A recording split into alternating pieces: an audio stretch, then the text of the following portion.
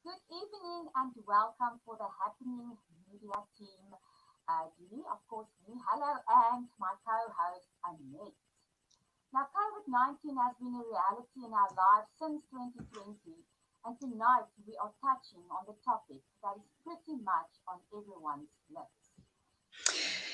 Indeed, a serious topic, Didi. We are deeply troubled by this pandemic, and of course, everybody is desperately looking for a cure, something to help us. So, our guest tonight is an activist, and she is part of a campaign, Sahari. I hope I'm saying it correctly.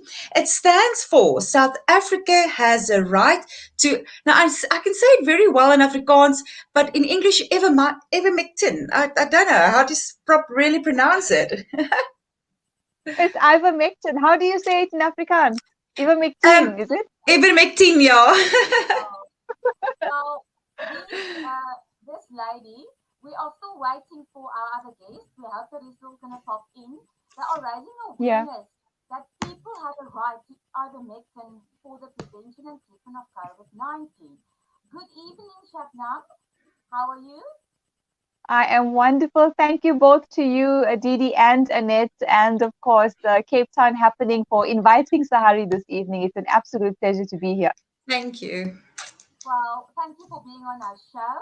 And yeah, I would like to actually apologize to Menzi in person or in virtual person for the misspelling of his name the whole day. It was quite and I know how it feels when people ruin your surname or your I, name. I think I think we sorted it out, so that's okay. I'm just trying to find the video on the page so I can share it to Sahari.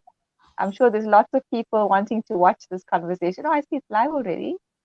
Watch an Yes, app. we like. Yeah, but while we wait for Menzi, I suppose we can chat. Hey, it's a Yes, conversation that's absolutely. on everybody's. Yeah. My question is, why this movement? What is the motivation behind and the launch of this movement? Thank you for that, Annette. So, Sahari launched the Facebook group on the 2nd of January this year, and it's grown to over 71,000 members. Sure. The motivation, yeah, it's amazing. The motivation for me is the people that were dying unnecessarily, the trauma of the families being left behind, the economic devastation, and this gap between the elite 1% and the rest of us just growing bigger and bigger and bigger, families losing their businesses, children not being able to go to school, mental trauma, etc. And so I was doing research into different treatments over the course of last year and on alternative platforms because you won't find it on the usual ones, right? And so I came across ivermectin, different professors and doctors and scientists and researchers talking about it. And so my qualification is in law, so I'm very much an evidence-based person. And I came across Dr. Pierre Corey doing this impassioned speech or address at in America to their Senate. And I thought to myself, well, this doctor knows what he's talking about. He's not going to say, I can't do this anymore. This drug works. Please let us use it unless there's some truth in it. So I started to do more research and discovered Dr. Barodi, who came up with this treatment, was using it successfully. And then, of course, the FLCCC, which is one of our very own doctors, Dr. Paul Marek and Dr. Pierre Corey, developing these protocols for ivermectin. I thought to myself, you know what, we've got to start this group. People have a right to know that there is hope, that there is a drug that is over 40 years old, has been administered to 3.7 billion doses for river blindness successfully, is extremely safe, astonishingly safe. It's cheap, it's effective, and it can save lives. So we started this group and it's just grown exponentially. And I think for me, what's the most important thing is this spirit of Ubuntu that we're seeing. We're there to support each other as much as we are there to fight those who would not want us to give us access to this life-saving medication. Okay, I see that Menzi has come into the stream, into the meeting room. So I'm just going to add him to the stream. Hey. Hello, Menzi. Hi, Menzi. Hey. Greetings, Hello. greetings. Yes, Hello, greetings. Kamlesh. You almost missed a big party. Yeah, well, we're here. Give Yeah, thanks for yeah. being here. Welcome, welcome. No, I don't mind. At least I I was can excited I need to raise my volume for you, Didi. Okay. Is my volume soft for all of you? Yes. I wonder why. I just don't want the. I can hardly hear you, to be honest. I'm gonna try and put on my mic. Okay. Yeah, it's kind of. Okay, now this one. It's kind of breaking. Much Yeah, better. soft and breaking a bit. Okay, better now. Yeah. So I'm gonna put on my mic. That's all. I mean my earphones. Okay, that's fine. Just as long as you guys can hear me. Well, much better now. A little bit better with earphones. Okay. Now we were chatting Yeah. to Shabnam, and then we asked her. She said we Much asked her, better. is it better? What was the Much motivation for the movement? Yes. So she said, she gave us this nice explanation. It's nice to have a cause to stand for. But the movement is now only 40 days old. So with over 71K members, how do you think that happened? Is that for me? I think. Oh, okay. I'll take that one, and then we'll give Menzi the next one. Is that okay? Okay, Yes, that's fine. yes.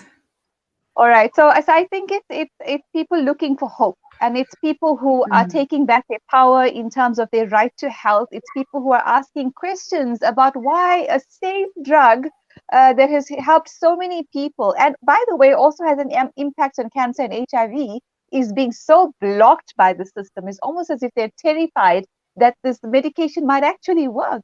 And so I think it's people wanting to stand together, wanting to support each other, but also asking those questions as to what kind of political system are we actually living in, where it doesn't matter which political parties, almost all of them are standing against this drug, and none of it makes sense. And of course, SAPRA then developed this ridiculous Section 21 compassionate access, which is not, because the average person is still not going to get access to Ivermectin. People are waiting for Section 21 approvals for days. Some of them have passed away, like Mr. Menge, Mr. and Mrs. Williams. But these are only the names we're hearing about on social media.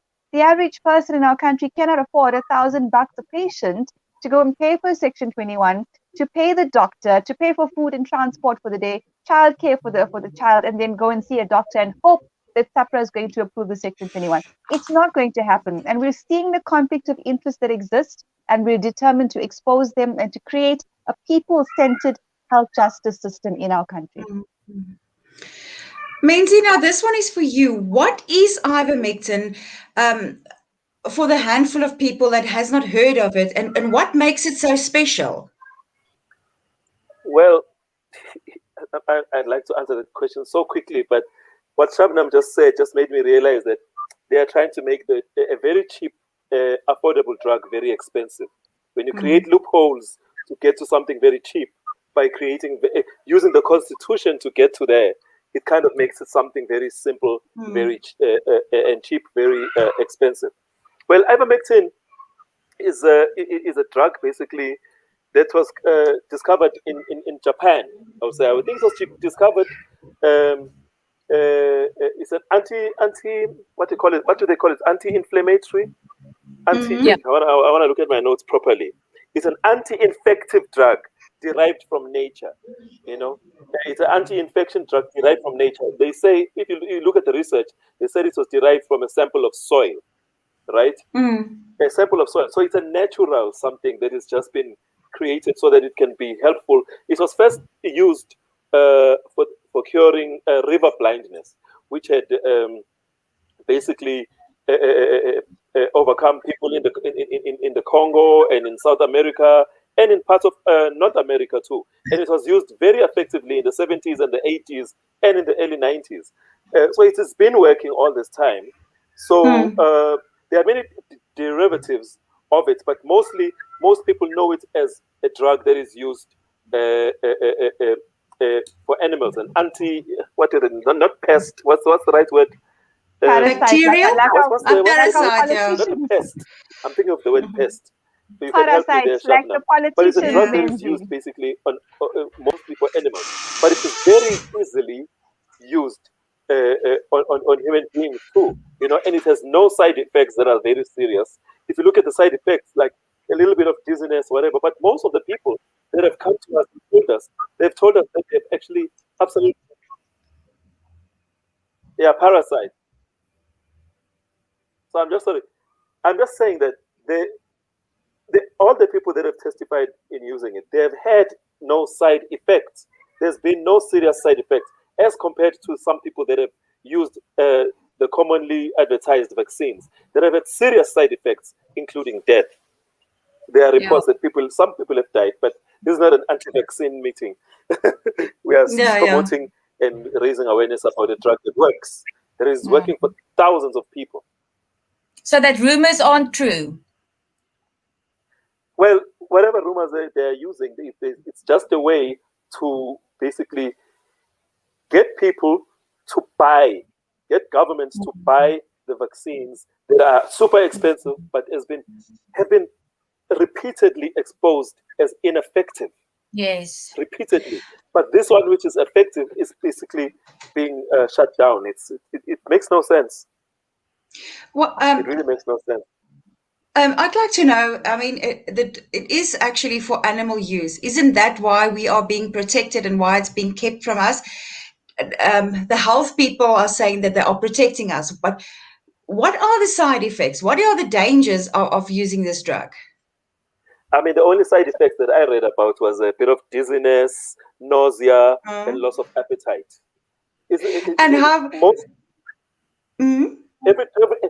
Every drug that you use, you should use with caution. And everyone who's talking about ivermectin would actually explain to you the amount that is necessary for human beings. The doctor must check your weight. You must check your weight when you're using it. Check your other comorbidities that you might have. But it actually essentially is safe. No one has come up and told anyone that it actually has killed anybody. But the problem is coming that people are obtaining it illegally and they're not using it correctly. So then it has obviously stronger side effects. I mean, it can cause liver damage, if I'm correct, but it's because it's been overused or overdosed, So how is they're overdosing on it, so that's the problem. So the only way I would think I'd like to just pick up on that one. Dr. Paul Merrick has said that this is an astonishing, in fact, the National Institute of Health has said it's an astonishingly safe drug. It's on the WHO's list of essential drugs. It's won a Nobel Prize. All of this propaganda about it being only for animals, they were lying about, first of all. It was in our country as a registered drug for human use. It was only made illegal by SAHPRA. In fact, it's not an illegal drug. They've made it illegal to import it, which of course means we have difficulty accessing it. But even if you listen to conversations with experts like Dr. Paul Merrick, he's saying even if the liquid form he's saying he can't condone it. But in a time of desperation where we're being blocked by these sinister forces with profit motives, that if it's a pure form and you understand dosage, etc., and you'll be absolutely fine. I interviewed Dr. Tess Laurie on Sunday, and she did meta-analysis on ivermectin, and she says the evidence is unequivocal. Their government is not listening either. There's something very wrong that's going on, and it all ties back to these big pharmaceutical companies who have one agenda only. If there's another treatment for COVID-19, they can't roll out the vaccine. Again, we're not anti-vaxxers, but there are problems with those vaccines. And in any event, not all of us are going to have access to them. What happens in the meanwhile? Do we just get sick? We die? We wait for SAHPRA to decide, okay, you're almost dead, now we're going to approve it. That's not the way it's supposed to work. There's propaganda around its safety. There's a proper protocol. There's a list of medications you need to look at. You need to look at dosage, but it is safer than Panado. That's what doctors actually say. Wow. Let's just quickly look at what our viewers have to say. I see Joe Grant, they said, well, I can see that he's not very keen on the government, anti-parasite, effective against politicians too. That's why they are afraid of it. I see that Ingrid Sweeney said most professional people I know have bought the Ivermectin illegally and have it at home in case they get sick. And then Leonora said there are more ADRs. Is that like side effects from Panado than Ivermectin? And Joe also said it is safer than Panado. Let's take a last question, then we can go back to our questions. Veruska says, I just wonder how many government employees and politicians are using ivermectin. That's a good question, and we will never know. Well, they've stolen it from us, haven't they? They've confiscated and stolen it. And I just want to clarify that it's not illegal to use ivermectin. It's not illegal. It's not illegal. It's not. So people are feeling guilty unnecessarily. There's ambiguity in the statement that was issued. Well, it's not a statement. It's a memo that was sent to the Minister of Health, Dr. Mkhize. It's a very ambiguous statement that was signed by Dr. Salim Abdul, what's his name? Karim. You know, because they are basically trying to twist the word to make it seem like it's illegal to be found with it. Yet, if you look at the Constitution and you look at the ivermectin itself, there is nothing illegal about it. They are talking about, running around with words like regulation, irregular to use it, and there's not enough tests. But there is empirical evidence from all over the world of people who are using it, and they are alive. And there's also evidence that some doctors are buying it and giving it to patients, and not. So basically, we are criminalizing something that should be not criminal. We are being made into outlaws. So that's why the awareness is raised. So if I go to the chemist now, will I be able to get it? No. You won't get it to the pharmacy. But yeah. Yes, Menzi, please continue. No, continue, Shabnam. Compound pharmacies is, I think, where you were going with that, Comrade Menzi. That compound pharmacies fall out of SAPRA's jurisdiction, so to speak. So if you've got a script from a doctor who understands the science and is not brainwashed and is not scared, then you're going to get a script from your doctor you'll be able to take that to a compound pharmacy, and our compound pharmacies will be able to make it for you. That's the legal position. I've interviewed Dr. Vikas Ninaba on that, and they're very, very determined to make sure that this government does not ensure that we're not held at the end of a gunpoint when there is medication that can help us. Is there a list? I just want to ask something. Yeah, sorry? No, it's fine. Didi, go ahead. No, I just wanted to know, is there a list of doctors? I mean, I hear what you say now, so how will I know if I go to the doctor and we do feel sick and there's maybe a chance that someone has got COVID, that we are going to a doctor that will help us? Is that available, or how does one have to go about then getting that medicine? It's very difficult. It is difficult because there's not a consolidated database yet. I think people do have lists of doctors, but there's no consolidated public database. And I think it needs to be developed, because we're not going to criminalize our doctors. How many doctors are they going to threaten at the end of the day for saving lives? It's our constitutional right to health. And so you would have to ask around. You have to ask different groups and organizations, etc. How can I access it? Yeah. I just want to make sure about something, Shabnam. Is it a preventative or a treatment? Will it be used in prevention or treatment? Both. Ivermectin is effective both as a prophylactic as well as a treatment for mild and severe infection. And I'm just thinking now about compounding people. I'm thinking of, you get these guys that compound for vet stores, like they compound for farms. I think that will be a place that you will be able to get it. Yeah, we have got to be creative about it, because we need to save each other's lives. So therefore, the cooperatives have been very helpful. The farmers have been very determined to make sure that we save lives. And luckily, there is this loophole in legislation.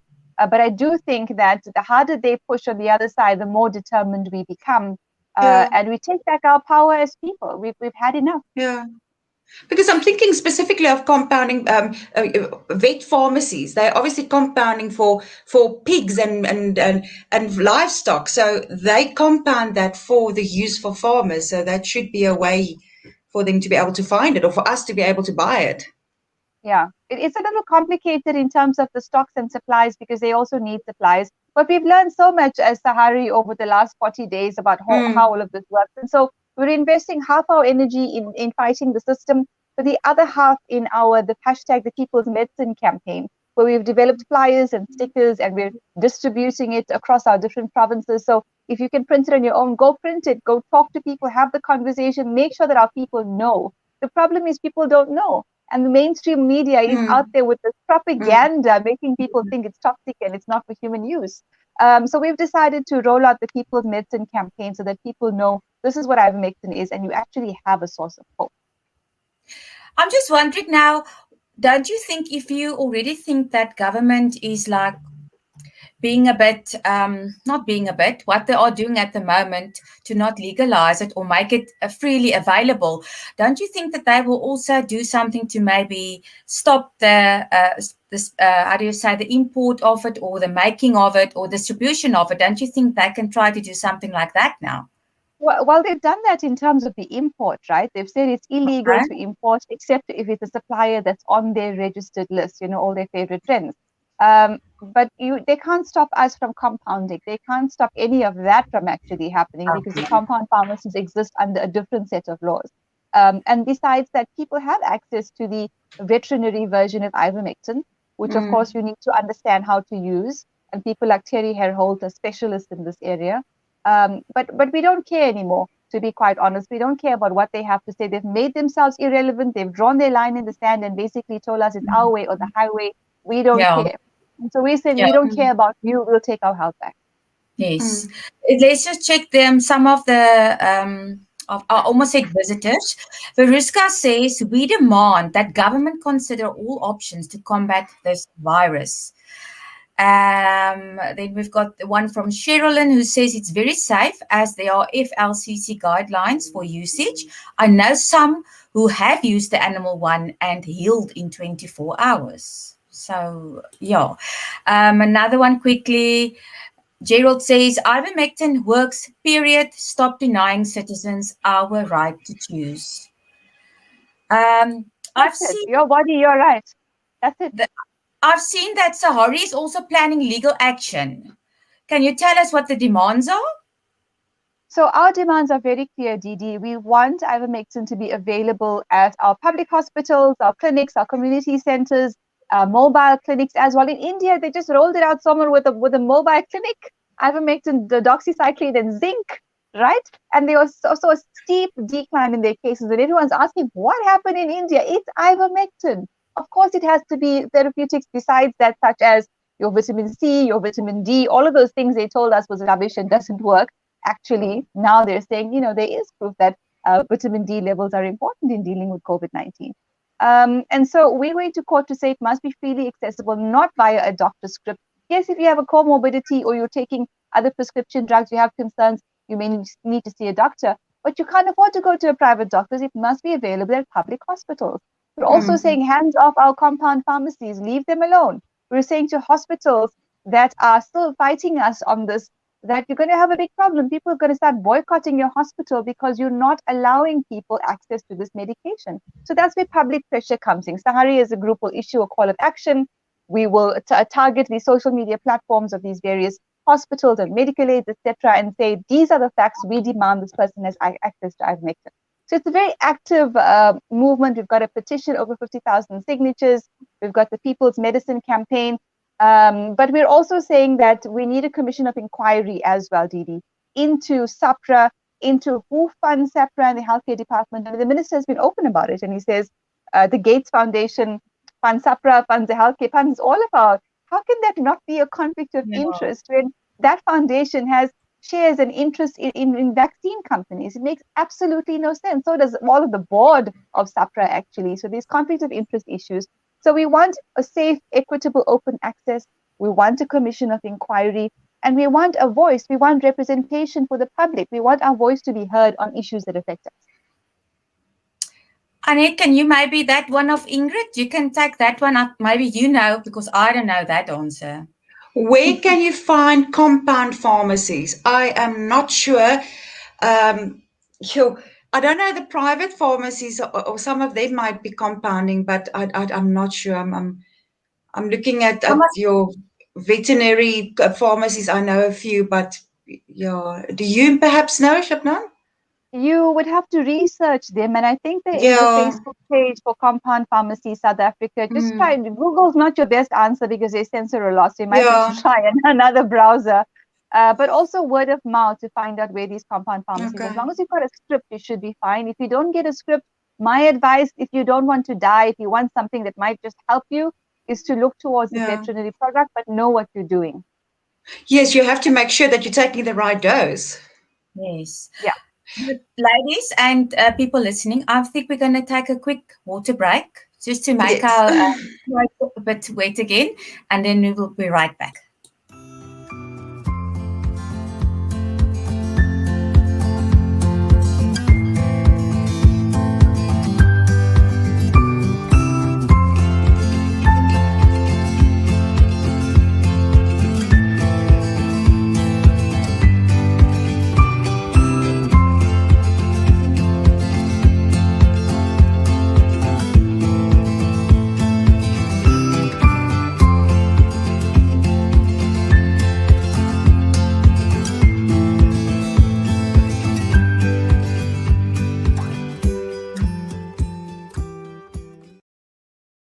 Oh, there we are back. Yeah, I forgot to take Ingrid's question away there. But yes, we are in a conversation with Shabnam, and she's an activist for Sahari. We've actually lost our other...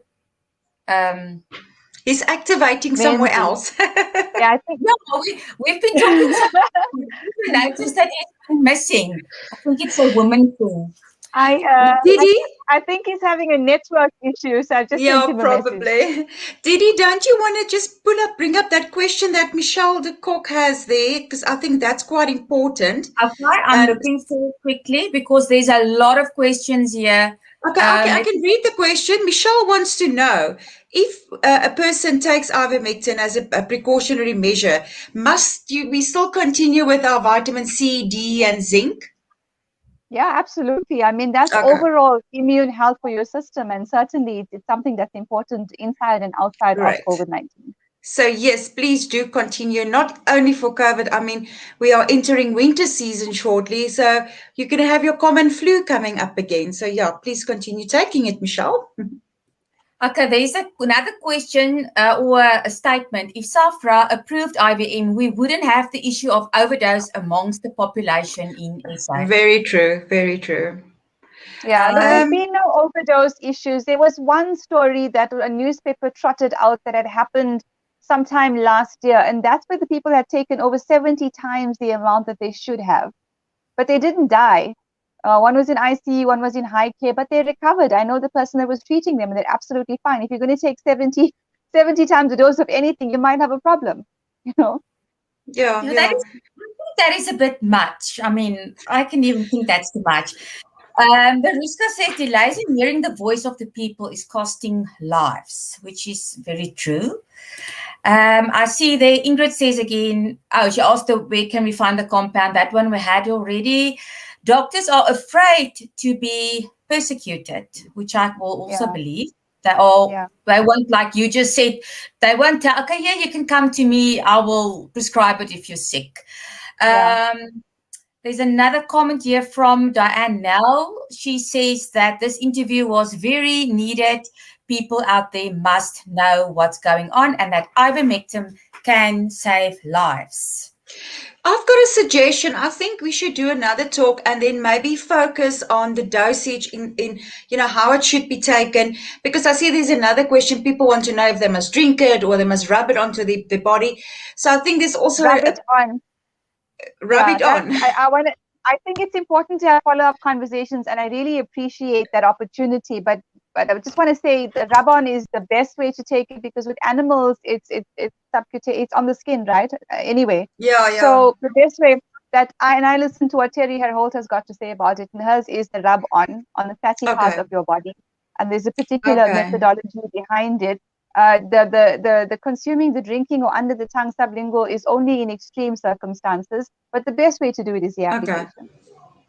I think what we can do is wonderful. Thank you for that. We quickly run through the notes to all the people because we don't want to skip anybody, and then we can maybe reschedule another meeting to talk about more. I mean, because I think this will be ongoing. To hear where are you now in with the court case, if that's going to start, and what's happening now, and it's very interesting. Let me just see here, Shamina. she's also said something, fake news thrown onto the public make people scared. That's true.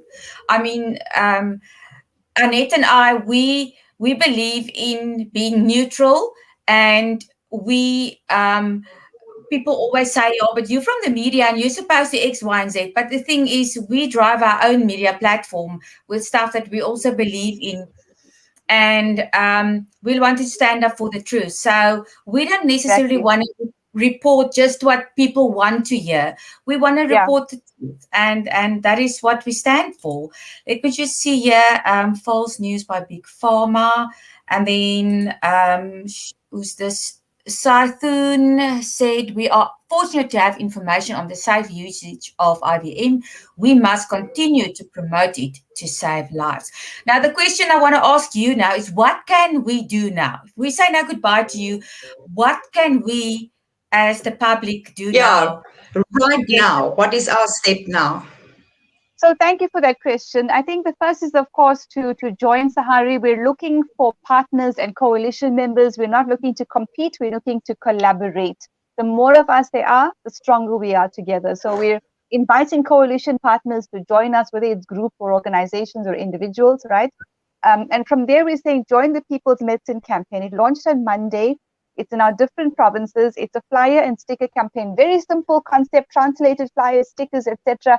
Get that mass awareness out there. On the 27th of February, we'll be on the ground in a coordinated way with coordinators from each province, as well as volunteers, doing the flyer and sticker distribution, having a conversation with people and assessing how many people know, what do they know, how can we help them understand this is what ivermectin actually is and what's actually going on here.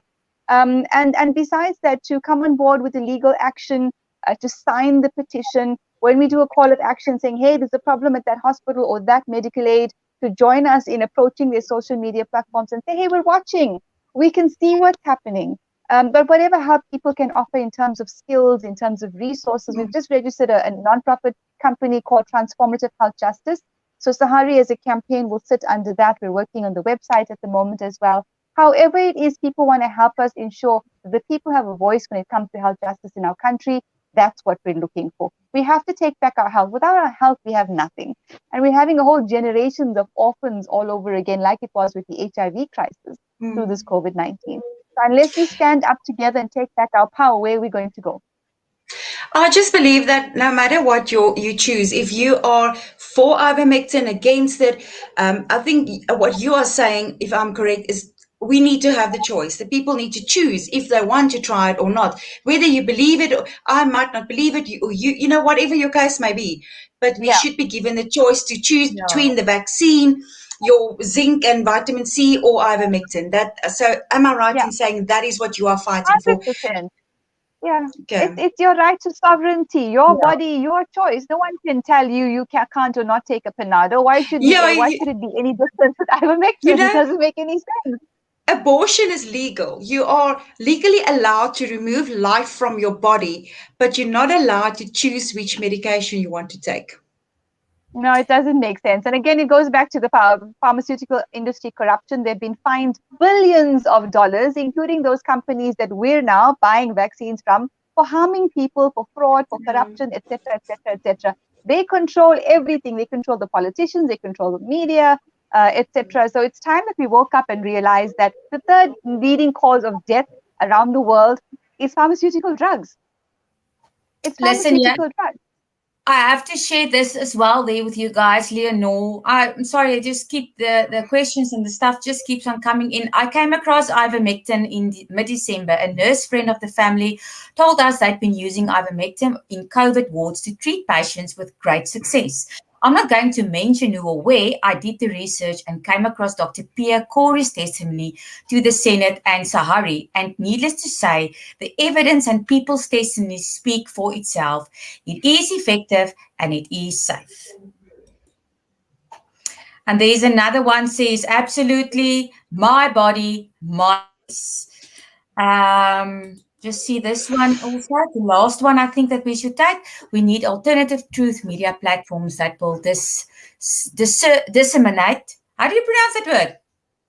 Exactly. Disseminate. Perfect. Facts and not propaganda. Viva Sahari. There you go. Well, Annette, Viva. any final words from your side? No, I just, I must admit, I came onto the interview thinking there's nothing you say that will convince me at all. I'm very much in the pharmaceutical trade, but like I say, I also believe that it's your choice. If you choose to leave your cholesterol tablets and take a natural product, it's your choice. So, I appreciate the fact that you're not here to try and convince me to not take anything else.